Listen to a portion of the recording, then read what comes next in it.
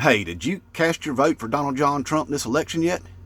You did? All right, listen up. You're just who I need to talk to about this election and how this thing's going to go down tonight, all right? You ever looked at an election map before?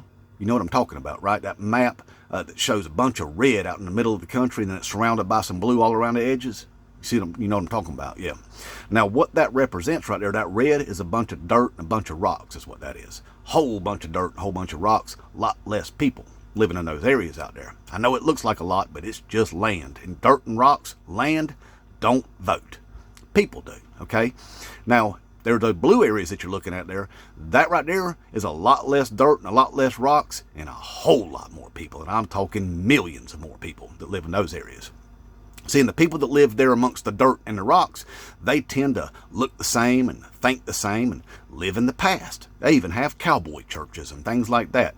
Well, they expect everybody in the country, including people that live in the blue areas, to live and think just like they do.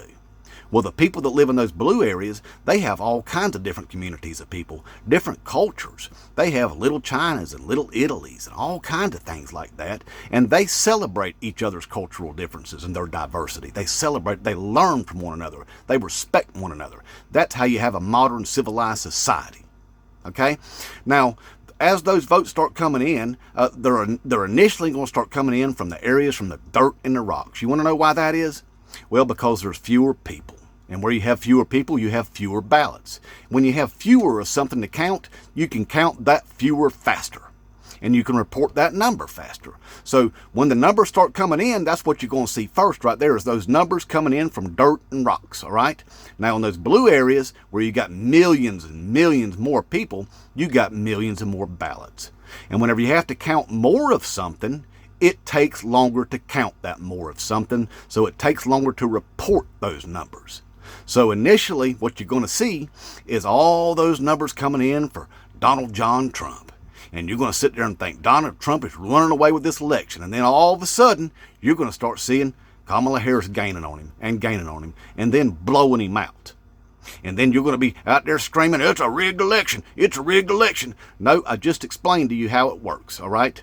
Because millions more people are living in big cities. And it takes longer to count big numbers. Therefore, it takes longer to report those big numbers. The same thing that happened in the last election, all right?